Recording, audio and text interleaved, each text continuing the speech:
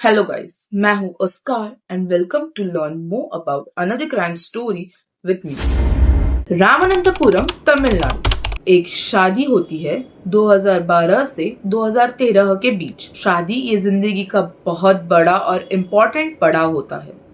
कुछ लोगों के लिए तो ये सबसे हैप्पीएस्ट मोमेंट होता है और कुछ लोग तो इसे एज ए न्यू बिगिनिंग की तरह जीना प्रेफर करते हैं।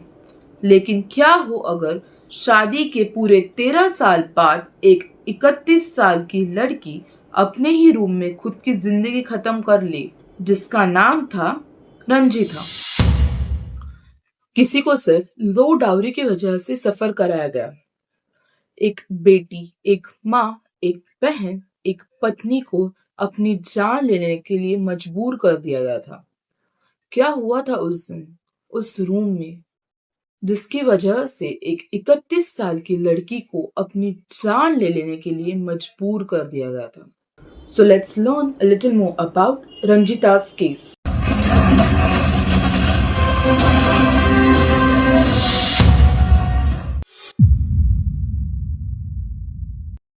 रंजीता एक 31 साल की लड़की थी जो बिलोंग करती थी रामानंतपुरम, तमिलनाडु से। रंजीता एक मिडिल क्लास फैमिली से बिलोंग करती थी और रंजीता बहुत ही शांत स्वभाव की थी और हमेशा से अंडरस्टैंडिंग थी।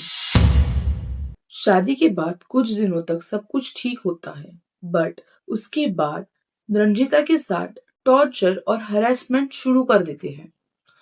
रंजीता के जो फादर इन लॉ थे, आर अन्नादुराय, वो रंजीता को सेक्स करते हैं for getting low dowry.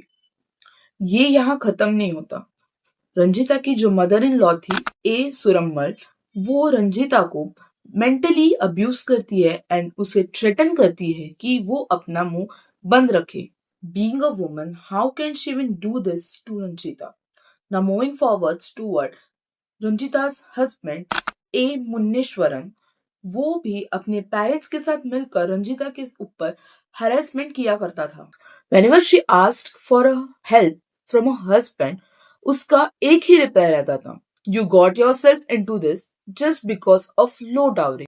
At this point, I'm so terrified to say this कि तुम जिसके साथ शादी करके गई हो, अपना घर छोड़ के, ये सब छोड़कर, वो इंसान भी तुम में हरास कर रहा है। Like I can't even imagine this thing. इतना सब होते हुए भी रंजीता सब कुछ कंट्रोल कर रही थी। बट जब रंजीता प्रेग्नेंट हुई तभी उसे लगा कि कहीं ये सेक्सुअल अब्यूज और हरासमेंट बंद होगा। Only to shock her to her core, उसे पता चलता है it doesn't matter to them कि वो प्रेग्नेंट हैं। ये लोग तब भी ये सब रोकते नहीं हैं। आप सभी को लग रहा होगा इस मोमेंट पे रंजीता ये सब किसी ट्रस्टेड पर्सन को बता क्यों नहीं देती। लाइक रंजीता अपने फैमिली को सब कुछ बता दिया था और तो और उसकी जो सिस्टर थी उसे भी वो सब कुछ बताया करती थी।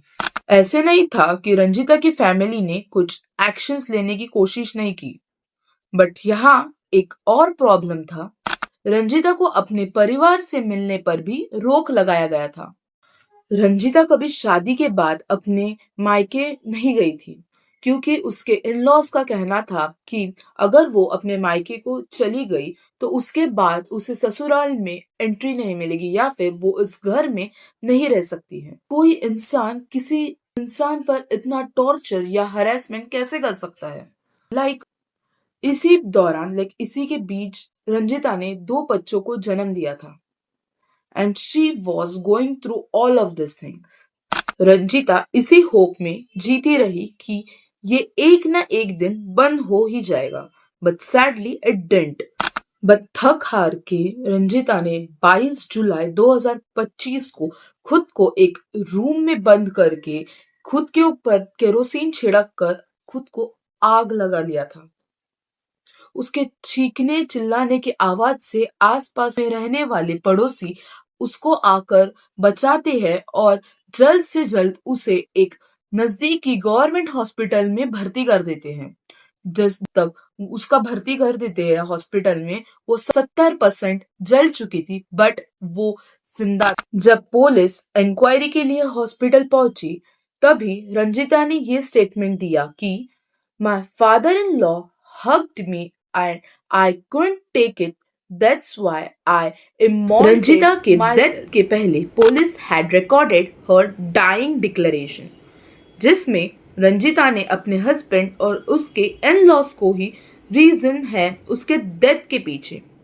रंजिता के पापा के कंप्लेंट के ऊपर Perunalli police registered a case under section 108 of BNS. इसके तुरंत बाद ए मुन्नेश्वरम और उसके पेरेंट्स आर अन्नादुरई और ए सुरम्मल को गिरफ्तार कर लिया for abetment of suicide. Police ने ये तक बोला, रंजिता बार बार बोल रही थी अन्नादुरई रिपीटेडली assaulted her, और जब अपने हस्बैंड और मदर इन लॉ को बताया तो उन्होंने शांत रहने बोला रंजिता को। इस सबके थ्रू जाना पड़ा सिर्फ लो डाउरी की वजह से।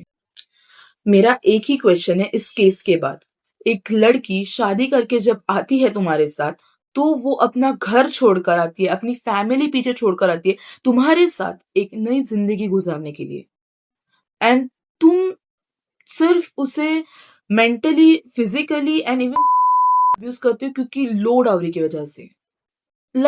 तुम सिर्फ उसे लो डाउरी की वजह से इतना हरेसमेंट करते हो, बल्कि हमारे देश में डाउरी लेना एक क्राइम बोला है। डाउरी लेने की वजह से तुम्हें जेल भी हो सकती है, तब भी लोग आज भी डाउरी लेते हैं, एंड आज भी कई रंजिता जैसी और लड़कियां मौजूद होगी हमारे देश में। ये सिर्फ एक रंजिता की कहानी नहीं है, हमारे देश में कई रंजिता है जो आज भी इस तकलीफ से सफर कर रही होगी। हमें इस सोच को बदलना होगा और शुरुआत हमसे ही करना पड़ेगा। ऐसे कुछ करेंगे कि हमारे फ्यूचर में या प्रेजेंट में किसी और रंजिता को सफर ना करना पड़े। सो विद दिस रंजिता का केस यहाँ खत्म होता है। That's it for this case.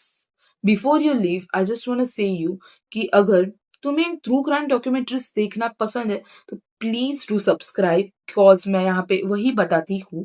And I really hope तुम खुश हो, तुम्हारे मेंटल पीस बनी रही हो, and you all are good, doing well in your life, and please do keep your loved ones close and safe. And with that, I really hope you all are really happy, and that's it. Thank you. Bye bye. Take care and stay safe.